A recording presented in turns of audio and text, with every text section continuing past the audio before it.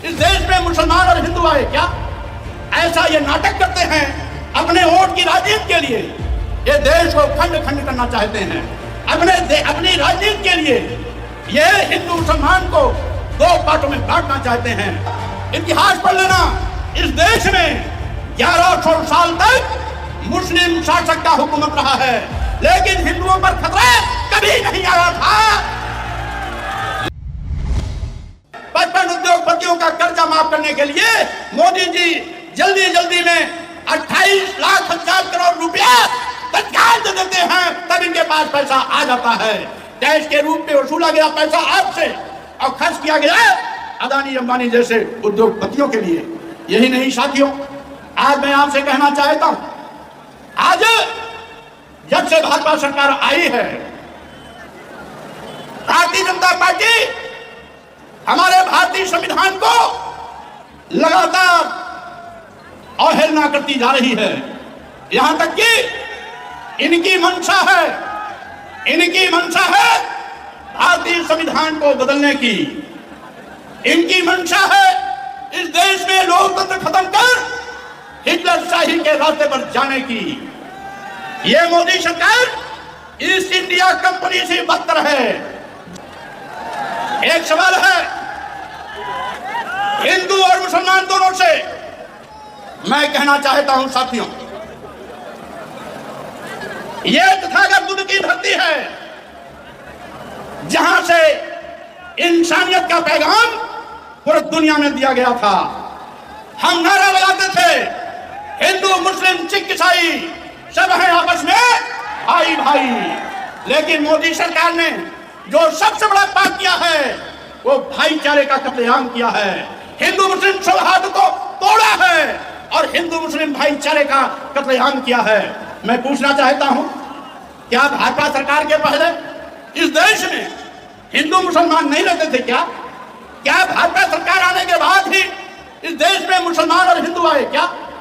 ऐसा ये नाटक करते हैं अपने वोट की राजनीति के लिए। ये देश को खंड खंड करना चाहते हैं अपनी राजनीति के लिए।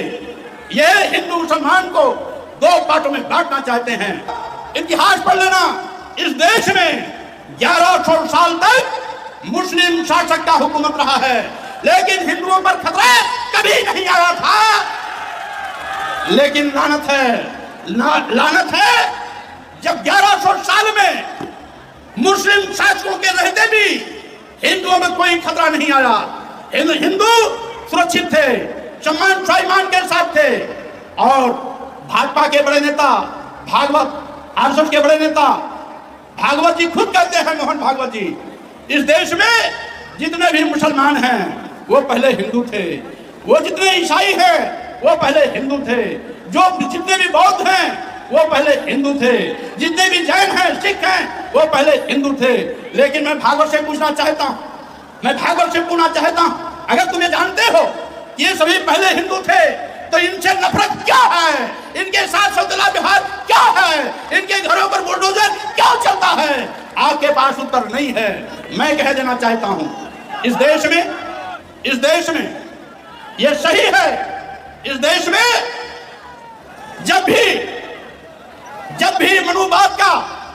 भी मनुवाद के द्वारा जुल्म जाति अत्याचार बढ़ा, जब जाति आधार पर इस देश के दलितों, आदिवासियों, पिछड़ों के साथ जानवरों जैसा व्यवहार किया गया, जब इस देश के दलितों, आदिवासियों, पिछड़ों को शूद्र कह करके नीच कहा गया, अधम कहा गया और साथ ही साथ जानवर से बदतर जिंदगी जीने के लिए मजबूर किया गया, तब तक इस देश का दलित, आदिवासी, पिछड़ा अपने सम्मान और स्वाभिमान के लिए उस आपके जातवादी गंदी मानसिकता वाले धर्म को लात मार करके वो अलग रास्ता चुनने का काम किया था।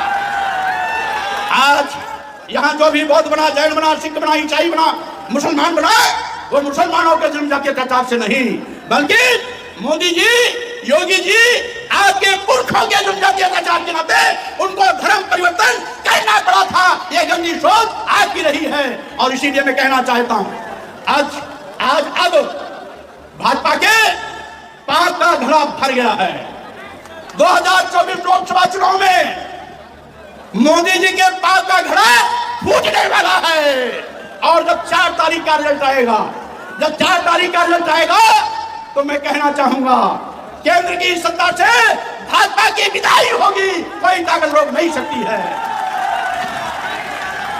और एक चीज मैंने सोचा कि अगर भाजपा की विदाई होनी है तो कुशीनगर के लोगों का भी उसमें योगदान होना चाहिए। इसीलिए कुशीनगर लोकसभा से मैंने चुनाव लड़ने का फैसला किया कि अगर केंद्र से भाजपा का सुपड़ा साफ हो, खटिया खड़ी बिस्तरा गोल हो, तो उसकी शुरुआत कुशीनगर की धरती से होना चाहिए। इसलिए साथियों मैं आपको केवल भाजपा से ही नहीं उनके सहयोगियों से भी सावधान करना चाहता हूं। समाजवादी पार्टी